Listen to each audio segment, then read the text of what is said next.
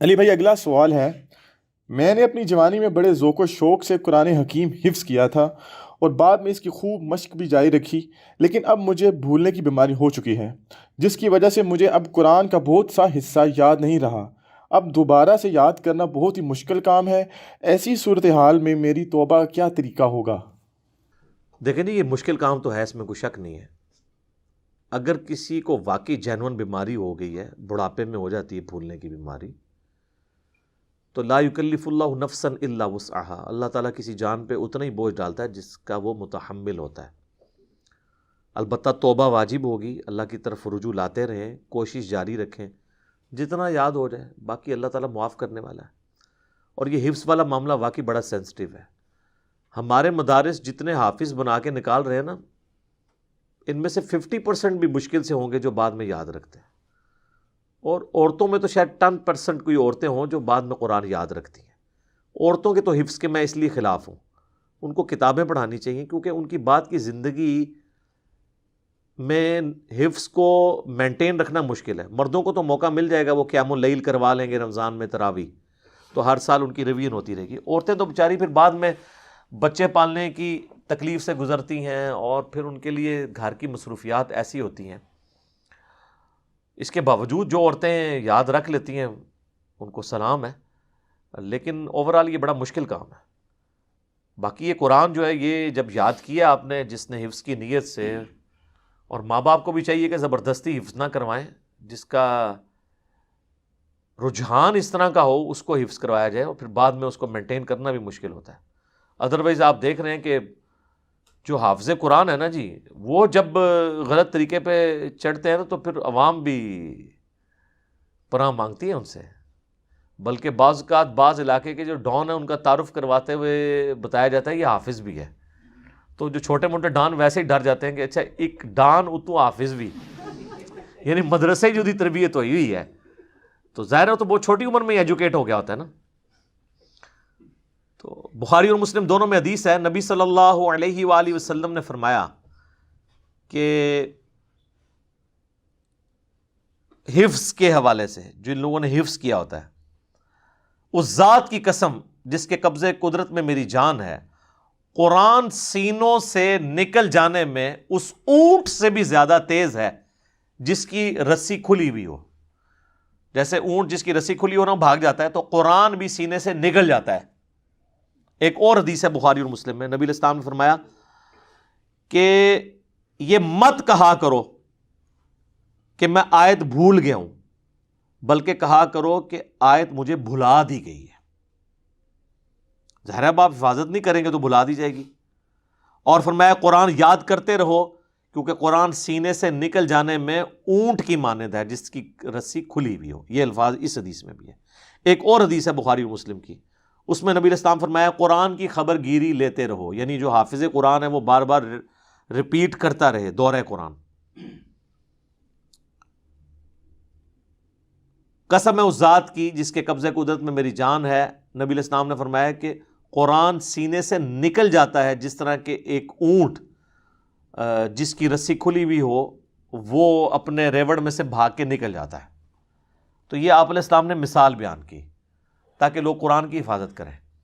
باقی جو حفاظت نہیں کرتے تو اس کے لیے پھر وہ ایک طویل حدیث ہے صحیح بخاری میں، جس میں نبی علیہ السلام کو کئی ایک عذابات دکھائے گئے جو قبر میں یا آخرت میں دیے جائیں گے خواب کی شکل میں۔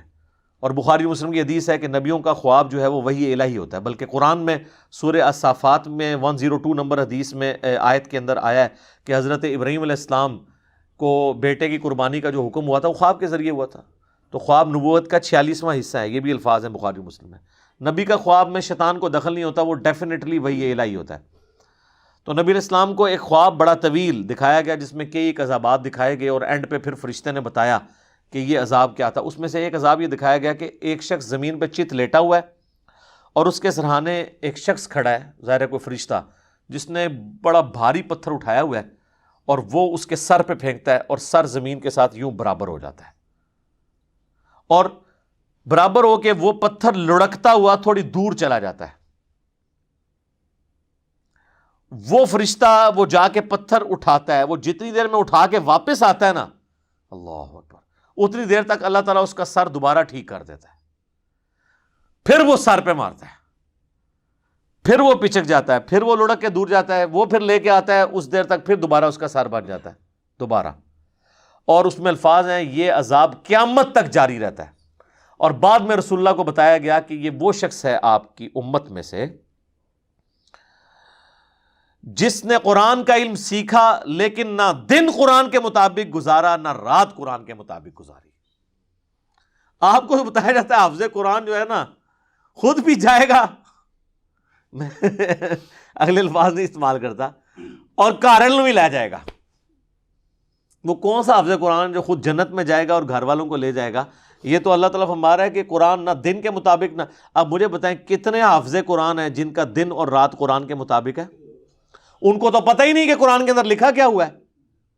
اور پھر جب ہم کہتے ہیں کہ یار حافظ قرآن کی کوئی فضیلت نہیں ہے, کہتے ہیں یہ دیکھیں جی قرآن کی توہین کرتا ہے.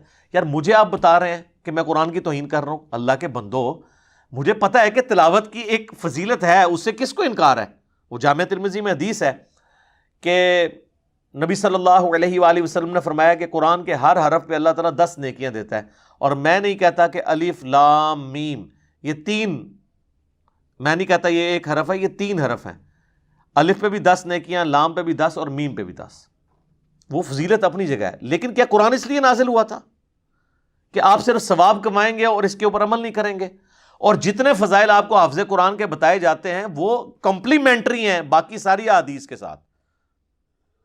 یہ تو اسی طریقے سے ہے جیسا کہ جو قرآن حکیم کے منہ میں اپنا لقمہ ڈالنے والے لوگ ہیں, سورۃ البقرہ کی آیت نمبر 62 سے لیتے ہیں کہ جی چاہے کوئی یہودی ہو, عیسائی ہو, ایمان والا ہو یا صابی ہو, جو اللہ اور یوم آخرت پہ ایمان لے آئے تو قیامت والے دن نہ کوئی خوف ہوگا نہ غم. تو ہم اس کو بتاتے ہیں بھائی ایمان رسالت بالرسالت بھی ضروری ہے. وہ کہتا ہے اس میں لکھا تو کوئی نہیں ہوا.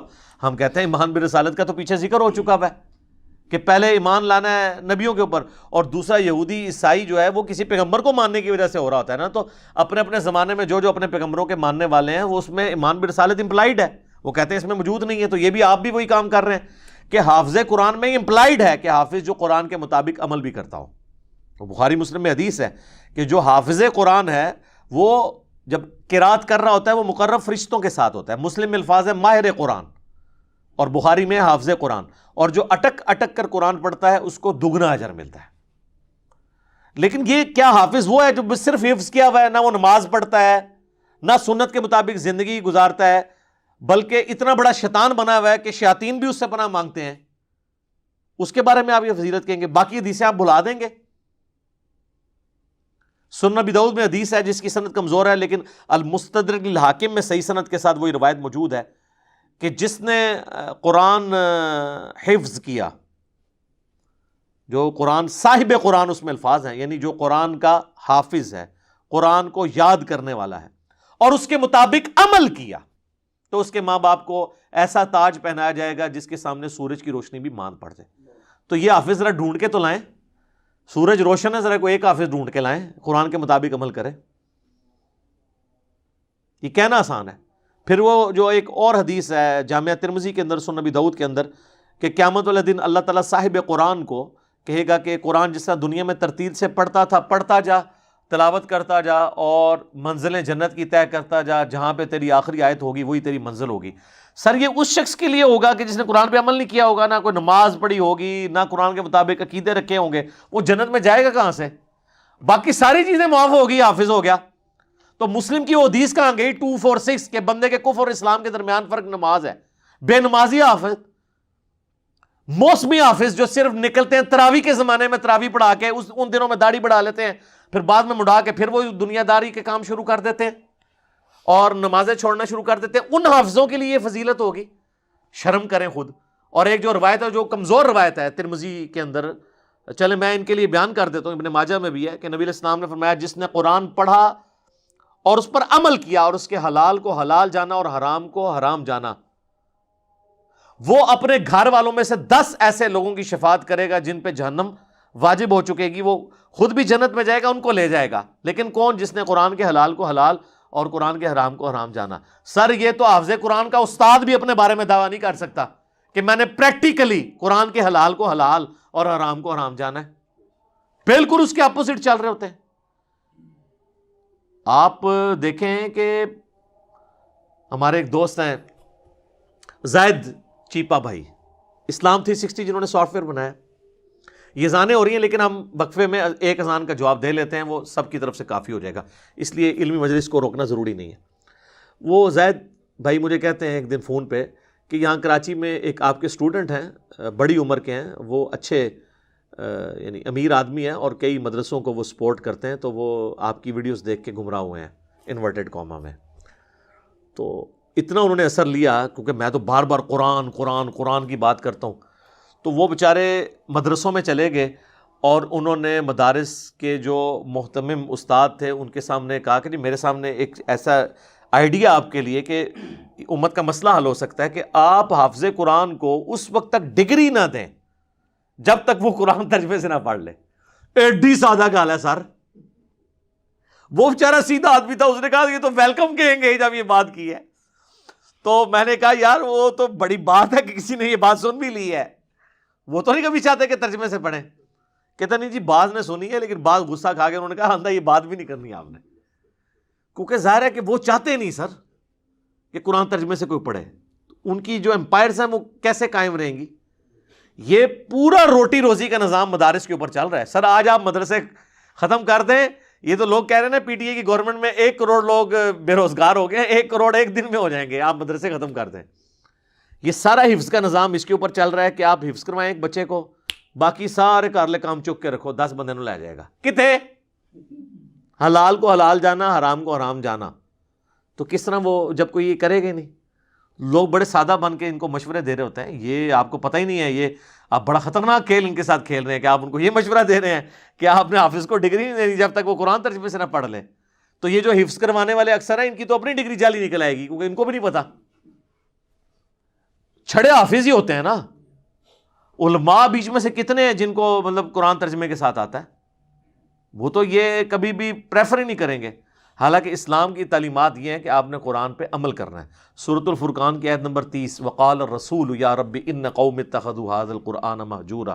رسول اللہ شکایت کریں گے کہ میری امت نے قرآن کو پیٹھ کے پیچھے ڈال دیا تھا، میری قوم نے قرآن کو پیٹھ کے پیچھے ڈال دیا تھا. آپ کو شفاعت رسول کی آدھی بات بتائی گئی ہے، شکایت رسول نہیں بتائی گئی. اور صحیح مسلم میں حدیث ہے القرآن حجت لک او علیک، یا قرآن تیرے حق میں قیامت والے دن حجت بنے گا یا تیرے خلاف بن جائے گا. قرآن میں جب آپ پڑھتے ہیں نا لعنت اللہ علی الکاذبین، اور آپ خود جھوٹ بول رہے ہوتے ہیں، تو قرآن پڑھ کے آپ اپنے اوپر خود لعنت کر رہے ہوتے ہیں. قرآن آپ کے خلاف خود حجت بن رہا ہوتا ہے.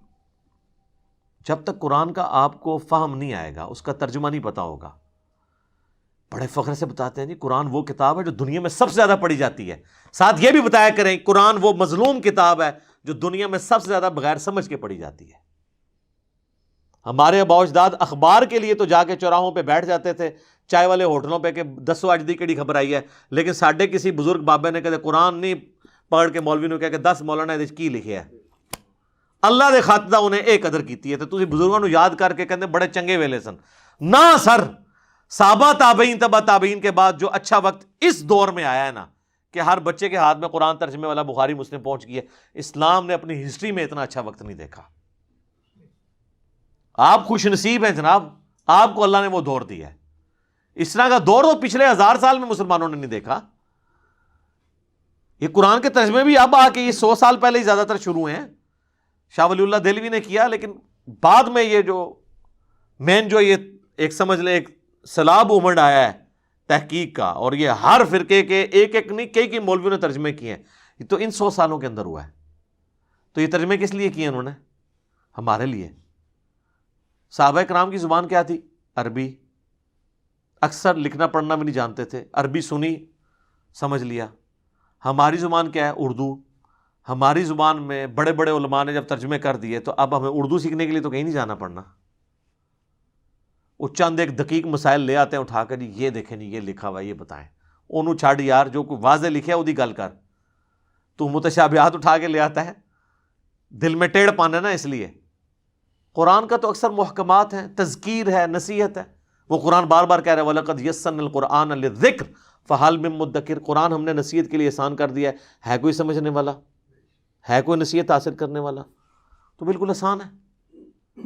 لیکن انہوں نے حافظ کی رٹ لگا لگا کے اور اب حال یہ ہے کہ محفل قرات ہوتی ہیں اور عذاب کی آیات پڑھی جا رہی ہوتی ہیں اور آڈینس بھی کہتی ہے سبحان اللہ، بجائے اللہم اجرنا من النار پڑھنے کے یا اللہم لا تجعلنا منہم، اے اللہ ہمیں ان میں شامل نہ کرنا، یہ پڑھنے کی بجائے وہ سبحان اللہ کہہ رہے ہوتے ہیں، کیونکہ ان کو پتہ ہی نہیں ہے کہ یہ آیات کون سی آئی ہوئی ہیں۔ اور اکثر اوقات تو ہمارے جیسے لوگ جن کو قرآن کی سمجھ ہے وہ بیچارے کسی ایسے امام کے پیچھے کھڑے ہو جائیں جس کو یہی نہیں پتا کہ اب میں نے قرات کو کہاں پہ مکمل کر کے رکوع کرنا ہے، تو بندہ عجیب سا ایک ذہنی الجھن کا شکار ہو جاتا ہے۔ ہمارے محلے میں ایک مسجد ہے دیوبندیوں کی، تو میں فجر کی نماز کئی بار وہاں پڑھنے کا اتفاق ہوتا تھا۔ تو آپ کو پتہ ہے کہ حنفیوں کے جو ائمہ ہیں انہوں نے چند ایک آیات رٹی ہوئی ہوتی ہیں، پورا قرآن تو گو تھرو کرتے نہیں ہیں، چند ایک 30ویں پارے کی صورتیں، سورہ بقرہ کی آخری 2 آیات، سورہ حشر کی آخری 3 آیات، یہی ہے نا، ٹھیک ہے، سورۃ الفتح کی آخری آیت، چند ایک مخصوص آیات جو مشہور مقامات ہیں نا وہ رٹے ہوتے ہیں، وہ آلموسٹ الٹرنیٹیولی وہ ریپیٹ ہو رہے ہوتے ہیں۔ تو اس طرح اس نے ایک مشہور مقام جو ہے نا وہ سورہ البقرہ کی آیت نمبر 159 اور 160 جو ہے نا وہ پیچھے سے شروع کرتا تھا نا، اور ہر دفعہ آ کے نا وہ مطلب لانتے بھیج کے نا رکوع میں چلا جاتا تھا۔ وہ میں آپ کو آیت بتاتا ہوں تو آپ کو پتہ چل جائے گا، اس کو کنکلوڈ کرتے ہی نہیں تھا۔ یہ سورۃ البقرہ کی آیت نمبر 159 ہے، ان الذین یکتمون ما انزلنا من البینات، بے شک وہ لوگ جو چھپا لیتے ہیں روشن دلائل میں سے جو ہم نے نازل کیے ہیں، والہدا اور ہدایت، من بعد ما بیناہ للناس، بعد اس کے کہ ہم نے لوگوں کے لیے اس کو بیان کر دیا فی الکتاب، کتاب کے اندر یا شریعت میں، اولئک یلعنہم اللہ ویلعنہم اللاعنون، ایسے لوگوں پر اللہ کی لعنت اور تمام لعنت کرنے والوں کی لعنت جو حق بات کو چھپا لیتے ہیں۔ اس کے بعد کہتا تھا اللہ اکبر رکوع میں۔ تو میں نے ایک دن ارادہ کیا کہ یار اس کے ساتھ اگلی آیت ہے اس میں مضمون کنکلوڈ ہو رہا ہے، پوری تو پڑھ لیا کرو۔ خیر اللہ کا کرنا ہوا کہ اس فجر میں اس نے نا وہ اگلی آیت بھی پڑھی، تو وہ اس کے والد صاحب نے اس کو، یعنی میری کرامت نہیں ظاہر ہوئی ہے، اس کو بتا دیا ہوگا کہ بھئی ہر دفعہ لانتے بھیج کے تو چلا جاتا ہے، آگے کیا آیت ہے اس کے ساتھ جڑی ہوئی ہے، الا الذین تابو، اس لیے 2 آیتوں کے درمیان اوپر لا بھی پڑی ہوئی ہے۔ جب 2 آیات کے درمیان ایک آیت کے اینڈ پہ اوپر لا پڑی ہوئی ہو تو اس کا مطلب ہوتا ہے کہ مضمون آگے جا کے ختم ہو رہا ہے۔ الا الذین تابو، ہاں مگر جو لوگ توبہ کر لیں، وہ اصلحوا اور اپنی اصلاح کر لیں، وہ بینوا اور وہ باتیں جو چھپائی ہوئی تھیں وہ بیان کر دیں، یعنی جنگ جمل صفین نہروان والی حدیثیں ہیں، فاولئک اتوب علیہم، تو ایسوں کی توبہ اللہ تعالیٰ قبول کر لے گا، وانا التواب الرحیم، اور میں توبہ قبول کرنے والا مہربان ہوں۔ یہاں پہ ٹاپک کنکلوڈ ہو رہا ہے۔ تو اس طریقے سے یعنی لوگ چونکہ قرآن کا ترجمہ آتا نہیں ہے اور اس کا پھر رزلٹ یہ بھی نکلتا ہے، بعض اوقات حافظ جو ہیں وہ جنت والی آیات پڑھ کے تو اینڈ پہ جہنم کی خوشخبری سنا رہے ہوتے ہیں، اور جہنم والی آیات پڑھ کے جنت والی آیات وہاں پہ فٹ کر دیتے ہیں۔ وہ ظاہر ہے وہ بالکل ساتھ ساتھ چل رہی ہوتی ہیں، تو ان کو تو ترجمہ نہیں پتہ ہوتا کہ اب ادھر کیا لگانا ہے، وہ دوسری پٹری پہ چڑھ جاتے ہیں۔ اگر ترجمہ آتا ہو تو ان کو خود ہی آئیڈیا ہو جائے کہ یار یہ آیت اس طریقے سے نہیں ہوتی۔ ایک تو ہے متشابہ، ملتی جلتی آیات، وہ تو ایک الگ چیز ہے، اس طرح کا معاملہ بھی کر جاتے ہیں۔ تو ترجمہ آتا ہوگا تو فائدہ ہوگا۔ آپ دیکھیں تراویح پڑھ کے فارغ ہوتے ہیں، نہ تراویح پڑھانے والے کی زندگی میں کوئی تبدیلی آتی ہے، نہ تراویح پڑھنے والے کی۔ واللہ قرآن اگر آپ کو پتا ہو کہ قرآن کیا بات کہہ رہا ہے تو میں پوری تراویح کی تو بات ہی نہیں کرتا سر، ایک تراویح، ایک رات کی تراویح، ایک رات کا قیام اللیل آپ کی زندگی کایا کلب کرنے کے لیے کافی ہے۔ اور میں حیران ہوں کہ یہ کون سی اسلام کی خدمت ہے کہ رٹی رٹائی آیات ہیں۔ کوئی دنیا میں ایک مسجد ایسی نہیں ہے کہ کم از کم فجر کی نماز میں، مغرب کی نماز میں، عشاء کی نماز میں وہ سورۃ الفاتحہ سے قرآن شروع کر کے والناس تک مکمل دورہ کرواتے رہے، یعنی قرآن شروع ہو اور مکمل ہو رہا ہو، روزانہ نئی آیات آ رہی ہوں، آپ کا کمپیوٹر چارج ہو رہا ہو دماغ کا، اور آپ دین لرن کر رہے ہوں، ٹھیک ہے، وہ انہوں نے ایسی پابندی لگائی ہے کہ وہ اب پاسبل نہیں ہے۔ اور محفل قرات ہو رہی ہیں، اس میں بھی ریاکاری ہو رہی ہے۔ سو نبی داؤد میں حدیث ہے، نبی علیہ السلام ایک مجلس میں آئے، کچھ عربی قرآن پڑھ رہے تھے، ایک عجمی، کچھ عجمی پڑھ رہے، تو آپ نے فرمایا دونوں اچھے ہیں، یعنی آپ نے اس کی نا ایز سچ اس کے اوپر فتویٰ نہیں لگایا۔ ظاہر عجمی بیچارے کتنا اچھا قرآن پڑھ سکتے ہیں، اصل ایمفسائز تھا قرآن پڑھنے پہ. اور پھر آپ نے فرمایا کہ ان قریب ایسے لوگ آئیں گے جو قرآن کی نوک پلک درست کریں گے، یعنی وہ بڑی طرزیں لگا کے اور بڑی تجوید کے ساتھ عین ہا نکال کے. لیکن آپ فرمایا کہ اس کے اگینسٹ وہ دنیا سے اجر ڈیمانڈ کریں گے، ان کو ان کا اجر دنیا میں مل جائے گا، آخرت میں ان کے لیے کوئی حصہ نہیں ہوگا، ریاکاری کے لیے کر رہے ہوں گے. جو صحیح مسلم میں حدیث ہے کہ قیامت والے دن ایک سخی کو، ایک شہید کو اور قرآن کے قاری کو لایا جائے گا، اللہ تعالیٰ ہر ایک کو اپنی نعمتیں گنوائے گا اور پھر پوچھے گا ہاں بھی اس کے اگینسٹ تو نے میرے لیے کیا کیا. سخی کہے گا اللہ کوئی موقع نہیں میں نے جانے دیا، جہاں جہاں میں نے خرچ کرنا تھا تیری طرف سے حکم تھا کیا. شہید کہے گا اللہ جان دے دی اور کیا کرتا، سب سے قیمتی چیز. قرآن کا عالم کہے گا کہ میں نے قرآن سیکھا اور لوگوں کو سکھایا. تو اللہ تعالیٰ ہر ایک کے اوپر ورڈکٹ دے گا. سخی کو کہے گا تو نے اس لیے کیا تھا کہ لوگ تجھے سخی کہیں، تو دنیا میں تیری تعریف ہو چکی ہے، اب میرے سے کیا اجر لینے ہے، تو نے تو اپنا اجر پا لیا دنیا میں جس کے لیے تو نے کیا تھا، اوندھا منہ کر کے جہنم میں. اسی طریقے سے شہید کو اللہ تعالیٰ کہے گا تو اس لیے لڑا تھا کہ لوگ تجھے بہادر کہیں، تو دنیا نے بڑی تعریف کی ہے، تجھے بڑے تمغے بھی ملے ہیں، میری طرف کوئی اجر نہیں ہے، جا جہنم میں. اور قرآن کے عالم کو بھی پھر اللہ تعالیٰ فرمائے گا تو نے اس لیے کیا تاکہ لوگ تیری تعریف کریں.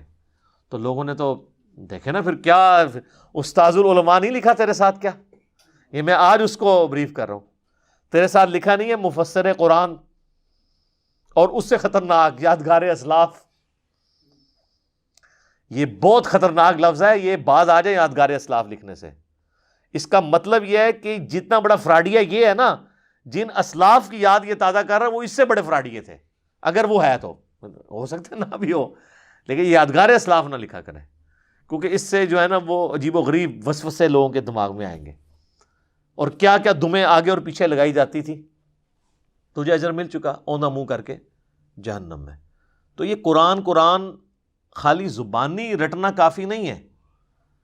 اور میں یہ کہتا ہوں صرف یہ ایک کام کر لیتے نا، جو میرا کلپ بھی ریکارڈ ہوا تھا کہ آپ موبائل سے دیکھ کے قرآن یا مصحف ہاتھ میں پکڑ کے پڑھ سکتے ہیں یا سن سکتے ہیں. صحیح بخاری میں تعلیقاً امام بخاری لے کے ہیں، اور سنن کبریٰ البیہقی میں اور باقی کتابوں سے میرا وہ کلپ ہے. موبائل میں دیکھ کے قرآن کو پڑھنا یا تراویح میں قیام اللیل میں، یہ اگر چیز شروع کر دیتی لوگوں کا انٹرسٹ بھی ہوتا. ترجمہ والا قرآن لوگ پیچھے کھول لیں، امام قرات کر رہا ہے، ایئر فلائٹ موڈ میں لگا دیں اپنے موبائل کو، سر 2 رکوع یا 4 رکوع گزرنے کا بھی آپ کو پتہ ہی نہیں چلے گا. ابھی لوگوں کو نماز لمبی ہونے میں کوفت اس لیے ہوتی ہے کہ ان بیچاروں کو پتہ نہیں ہے کہ بات کیا ہو رہی ہے. وہ بیچارے صحیح چیختے ہیں، ان کا انٹرسٹ کس بات میں ہوگا، وہ تو بس کھڑے ہوئے طرز کے اوپر، اور طرز بھی اگر گئی گزری ہو پھر تو ان کے لیے کوئی موٹیویشن نہیں کھڑا ہونا. اس کے اگینسٹ آپ دیکھیں وہ خبریں سن لیں گے اور فلموں کے ٹریلرز دیکھ لیں گے، پوری فلمیں دیکھ لیں گے، کیونکہ وہ سمجھ آ رہی ہوتی ہیں. قرآن چونکہ سمجھ نہیں آ رہا ہوتا تو وہ کیوں کھڑے ہوں گے. تو یہ سر حافظ قرآن مہربانی کریں، میں تو بار بار ریکویسٹ کروں گا کہ آپ لوگ جو حافظ قرآن کے نام کے اوپر کھا رہے ہیں نا اتنا کچھ، اور اپنے مدرسے چلا رہے ہیں، تو اس کھانے کو حلال کریں. بچے ایسے نکالیں جو اس امت کے لیے ایسٹ بنے، قرآن کے حلال کو حلال جانیں، حرام کو حرام جانیں. اور ماں باپ سے میں ریکویسٹ کروں گا کہ آپ نے جو امیدیں لگائی ہوئی ہیں نا، اے نہ کدھر اور ہی لے جان تو یہ وہ حافظ قرآن نہیں ہے آپ کے بنا رہے ہیں کہ جس کے اوپر یہ سارے فضائل ہیں. یہ کوئی اور ایک وکھرے جہاں کے حافظ پیدا کر رہے ہیں. وہی جو ہم آپ کو کہہ رہے ہیں کہ مرنے سے پہلے اے مسلمان کر لے اس پہ غور، کتابوں کا حافظ اور ہے، بابوں کا حافظ اور. کتابوں کا خدا اور ہے، بابوں کا خدا اور. کتابوں کا دین اور ہے، بابوں کا دین اور. یہ تو سر ایک ایسی چیز ہے کہ اس کے آگے آپ لگاتے جائیں نا، جتنے بھی آپ کو نون چیزیں ہیں وہ آپ لگاتے جائیں. کتابوں کے علماء اور ہیں، بابوں کے علماء اور. کتابوں کے اولیاء اور ہیں، بابوں کے اولیاء اور. ہر چیز یہ ایک ڈیفرنٹ بنا کے پیش کی ہے. تو ہم چیخ و پکار کر کے آپ کو چیزیں سمجھا ہی سکتے ہیں، باقی زبردستی تو کسی کے ساتھ نہیں کر سکتے. یہ چند ایک گزارشات تھی. میرا ایک کلپ بھی انہوں نے آؤٹ آف کانٹیکسٹ کاٹا تھا کہ یہ کہتا ہے جی حافظ قرآن کی کوئی فضیلت نہیں ہے. اس طرح آؤٹ آف کانٹیکسٹ چیزوں کو نہ کاٹیں. جو شخص قرآن کی تلاوت کے فضائل کے اوپر، صورتوں کے فضائل کے اوپر لیکچر ریکارڈ کرا چکا ہو اور اس میں یہ بھی بتا چکا ہو کہ عربی پڑھنے سے بھی ثواب ہوگا، اس کے ایک جملے کو آؤٹ آف کانٹیکسٹ لینا اسی طریقے سے ہے جس طرح سورہ بقرہ کی آیت نمبر 62 کو لینا کہ جو اللہ پر یوم آخرت پہ ایمان لے آئے، چاہے یہودی ہو چاہے عیسائی ہو، لا خوف علیہم ولا ہم یحزنون، اور آپ ایمان بالرسالت کو کہیں جی نکال دیے بیچ میں سے، اس طرح تو آپ قرآن کے ساتھ بھی کھلواڑ کر سکتے ہیں۔ بر مجھے کوئی فرق نہیں پڑتا اس طرح کی چیزوں کا، اس کی وجہ یہ کہ سننے والوں کو بھی پتہ ہے کہ یہ بات اس طریقے سے نہیں ہوئی ہوگی، آؤٹ آف کنٹیکسٹ اگر آپ چیزیں کاٹیں گے تو وہ پھر اس طرح آپ کے گلے فٹ ہوں گی۔ لہٰذا قرآن و حدیث میں اگر کہیں حافظ کا لفظ بھی صحیح بخاری میں اگر آیا تو اس حافظ سے مراد وہی ہے جس حافظ کی خصوصیات نبی علیہ السلام نے بیان کی ہیں۔ اگر وہ حافظ وہ والا نہیں ہوگا تو نہیں، جس طرح ہم کہتے ہیں نماز وہ ہوگی جو نبی علیہ السلام نے تعلیم فرمائی ہے۔ اگر نماز آپ نے اپنے طریقے سے پڑھنی ہے تو آپ اس کو نماز ضرور بولیں گے، لیکن یہ وہ نماز نہیں جو آپ کو نجات دلائے گی۔ وہ حافظ قرآن آپ کو نجات نہیں دلا سکتا، نہ اپنی نجات کروا سکتا ہے اگر وہ والا حافظ خالی حافظ ہی ہے اور اس کے اوپر عمل نہیں کرتا بلکہ اس کے الٹ چل رہا ہے۔ کیا اللہ تعالیٰ کا مقصد یہ تھا؟ تو آپ دیکھ لیں، پھر انہوں نے آپ کو طوطے بنا بنا کے نکالے ہیں، اور اینڈ رزلٹ یہ ہے کہ ابھی اس وقت آپ کہتے ہیں جی اتنے ملین حافظ ہیں، لیکن ان ملین میں سے آپ ذرا نکالیں کہ ان کو ترجمہ آتا ہے۔ ترجمہ کہاں سے آنا ہے جب آپ نے بزرگوں کے خواب نقل کر دیا؟ احمد بن حنبل کا خواب جی فضائل اعمال میں لکھا ہے، احمد بن حنبل کو خواب میں اللہ کی زیارت ہوئی تو اللہ نے سے پوچھا انہوں نے کہ تیری بارگاہ میں قرب کا ذریعہ کیا ہے؟ تو انہوں نے کہا میری کتاب قرآن، میرے خیال یہ کافی تھا۔ وہ کہتے ہیں نہیں، احمد بن حنبل نے آگے سے پوچھا کہ یا اللہ سمجھ کے یا بغیر سمجھ کے؟ سر بندہ کہاں اٹھتا ہے اللہ تعالیٰ سے، یہ بندہ سوال کرے گا اور احمد بن حنبل کرے گا؟ چلے آپ کا کوئی جاہل عالم کر لیتا تو سمجھ آتی کہ اس بونگے کو پتہ ہی نہیں ہے۔ احمد بن حنبل کو تو قرآن کا اسلوب نہیں پتہ تھا کہ قرآن اس لیے نازل ہوا ہے کہ بغیر سمجھ کے، جو قرآن چیخ چیخ کے کہہ رہا ہے کہ وَأُوحِيَ إِلَيَّ هَذَا الْقُرْآنُ لِأُنذِرَكُم بِهِ وَمَن بَلَغَ، اے نبی تم فرماؤ قرآن اس لیے مجھے وحی کیا گیا میں اس کے ذریعے تمہیں نصیحت کروں، جس تک یہ قرآن پہنچے وہ بھی اس کے ذریعے نصیحت کرے۔ فَذَكِّرْ بِالْقُرْآنِ مَن يَخَافُ وَعِيدٍ، قرآن کے ذریعے اے نبی آپ لوگوں کو نصیحت کریں جو اللہ کی دھمکی سے ڈر جائے۔ جس کو یہ آیتیں پتہ ہوں، یا احمد بن حنبل کو بھی آپ نے جاہل پھر ثابت کروانا ہے؟ ان کو نہیں یہ باتیں پتہ تھی؟ تو کہتے ہیں جی آگے سے اللہ نے کہا کہ چاہے سمجھ کے یا بغیر سمجھ کے، یعنی اللہ نے جو پیغمبر اپنا بھیجا، کتاب نازل کی، اور صحابہ کرام وہ سیکھتے رہے۔ اب وہ حدیث کہاں گئی صحیح بخاری کی کہ تم میں سب سے بہتر وہ ہے جو قرآن سیکھے اور سکھائے۔ یہ سیکھنے اور سکھانے سے کیا مراد تھا؟ عربی جب قرآن سیکھے اور سکھائے گا تو عین سیکھ رہا ہوگا، ہا سیکھ رہا ہوگا؟ نہیں، قرآن کو حفظ کر رہا ہوگا اپنی زبان میں اور اس کی تعلیمات کو سیکھ رہا ہوگا۔ ہمیں جب یہ کہا جائے گا نا قرآن سیکھے اور سکھائے تو اس سے مراد صرف اس کی قرات سیکھنا نہیں ہوگا، اس کا فہم بھی ہے۔ اگر فہم آپ نہیں سیکھتے تو آپ کو وہ سارے فضائل حاصل نہیں ہوں گے۔ تم میں سب سے بہترین وہ ہے جی۔ اس طریقے سے بخاری مسلم میں حدیث ہے کہ دو ہی لوگ ہیں جن پہ رشک کیا جا سکتا ہے، ایک وہ جسے قرآن کا اللہ نے علم دیا ہو اور وہ خود بھی عمل کرتا ہو، لوگوں کو بھی سکھاتا ہو، اور دوسرا جسے اللہ تعالیٰ نے مال دیا ہو وہ اللہ کی راہ میں خرچ کرتا ہو۔ یہ دو ہیں اس قابل کہ اگر کسی نے حسد کرنا جائز ہوتا، یا جسے آپ رشک کہہ لیں پازیٹیو حسد کو، تو ان لوگوں پہ جائز ہوتا کہ یار اللہ تعالیٰ ہمیں ایسا بنا دے۔ تو یہ کن لوگوں کے بارے میں ہے؟ جو صرف یہ سکھاتے ہیں عین کہاں سے نکلنی ہے، ہا کہاں سے نکلنی ہے، ضاد کہاں سے نکلنی ہے، سا سین صاد، یہ۔ اور آپ حیران کن بات دیکھیں، جن علماء کو یہ ترجمہ آتا ہے نا قرآن کا، یہ عربی آتی ہے، ان کو عین ہا نہیں آتی، وہ پنجابی میں قرآن پڑھ رہے ہوتے ہیں، اور جن کو قرات آتی ہے ان کو ترجمہ نہیں آتا۔ دیکھا آپ نے فرق؟ ایک پاسو چپ کرنا ہے دوے پاسے نکل جاتا ہے، دوے پاسو کرنا ہے دوے پاسے نکل جاتا ہے، سارے انہوں کمبائن کرو۔ بہت کم حافظ قرآن ہیں جن کو ترجمہ آتا ہے، اور بہت کم علماء ہیں جو قرآن صحیح پڑھ سکتے ہیں۔ آپ قاریوں کے پاس کبھی بیٹھے ہیں، وہ اتنا علماء کا مذاق اڑاتے ہیں، کہتے ہیں یہ دیکھو جاہل آدمی پڑھ رہا ہے کس طرح، اور وہ طرزیں لگا کے اتنے لمبے الفاظ کھینچ رہے ہوتے ہیں، وہ کہتے ہیں یار یہ دیکھو قرآن کی لحن جلی کر دی ہے اس نے یہاں پہ، اور وہ ہوتے ہیں علامہ، بعد میں انہیں علماء کے ہاتھ بھی چوم رہے ہوتے ہیں جا کے، وہ قاری صاحبان پروٹوکول دے رہے ہوتے ہیں۔ تو اللہ سے ڈر جائیں، قرآن کو سیریس لیں، اور حافظ قرآن اگر کوئی بن رہے ہیں، میری ویڈیوز ان تک پہنچے تو مہربانی کریں میرے بھائی، اپنی ایفرٹ جتنی حفظ پہ آپ پٹ کر رہے ہیں نا، کم از کم اتنی نا بعد میں پٹ کریں اس کو سمجھنے کے لیے۔ ادروائز پھر یہ ایک ایسی کتاب ہے کہ جو یعنی ایک مظلوم کتاب ہے، آپ بھی ظالموں میں شامل ہو جائیں گے۔ اخبار جتنا بھی آپ اس کو جو ہے وہ مرتبہ دینے کے لیے تیار نہیں ہے، اللہ تعالیٰ کو کیا قیامت والے دن منہ دکھائیں گے؟ میں تو صرف ایک رو رو کے عرض ہی کر سکتا ہوں کہ مرنے سے پہلے اے مسلمان کر لے اس پہ غور، کتابوں کا خدا اور ہے، بابوں کا خدا اور۔ ٹھیک ہو گیا جی؟